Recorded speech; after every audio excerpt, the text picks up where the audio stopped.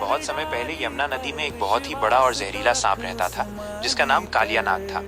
उसके शरीर में इतना जहर था कि उसने पूरे यमुना नदी के पानी को जहरीला बना दिया था। पानी इतना विषैला हो गया था कि उसके ऊपर से उड़ने वाले पक्षी भी गिरकर मर जाते थे और नदी के पास जाने वाले गाय बछड़े और ग्वाले भी बीमार पड़ जाते थे। मथुरा और गोकुल के लोग कालिया के इस आतंक से बहुत परेशान थे। वे नदी का पानी इस्तेमाल नहीं कर पाते थे और उनके मवेशी प्यासे रहते थे। कृष्ण का यमुना नदी में कूदना। एक दिन भगवान कृष्ण अपने दोस्तों के साथ गेंद खेल रहे थे। खेलते खेलते उनकी गेंद यमुना नदी के उसी जहरीले कुंड में जा गिरी जहाँ कालिया नाग रहता था।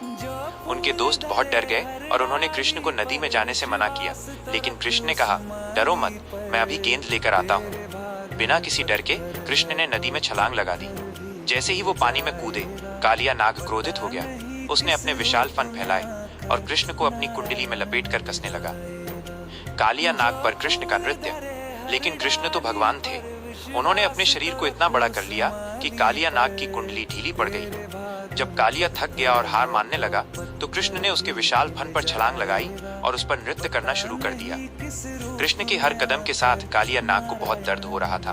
वह दर्द से कराह रहा था और उसकी शक्ति खत्म होती जा रही थी। कालिया की पत्नियां, नागिनें, ये सब देख रही थी। वे कृष्ण के सामने आईं और हाथ जोड़कर उनसे अपने पति को माफ करने की प्रार्थना करने लगीं। उन्होंने कृष्ण को बताया कि उनके पति ने अहंकार और अज्ञानता में ये सब किया था। अहंकार का अंत और यमुना की शुद्धि। नागिनों की विनती सुनकर कृष्ण का मन शांत हुआ। उन्होंने कालिया नाग को क्षमा कर दिया, लेकिन एक शर्त रखी। कृष्ण ने कालिया से कहा कि वो तुरंत यमुना नदी को छोड़कर समुद्र में चला जाए और फिर कभी वापस ना आए। कालिया नाग समझ गया था कि उसने एक साधारण बालक से नहीं बल्कि भगवान से युद्ध किया था। उसने पश्चाताप किया और कृष्ण से माफी मांगी। कृष्ण ने उसे आशीर्वाद दिया कि उसके फन पर उनके पैरों के निशान होने के कारण गरुड़ सांपों के शत्रु भी उसे कभी नुकसान नहीं पहुंचाएंगे। इसके बाद कालिया नाग अपने परिवार के साथ यमुना नदी छोड़कर चला गया। कालिया के जाते ही यमुना नदी का पानी फिर से शुद्ध और निर्मल हो गया। सभी ग्वाले, नंद बाबा, यशोदा मैया और गांव वाले कृष्ण की जय जयकार करने लगे।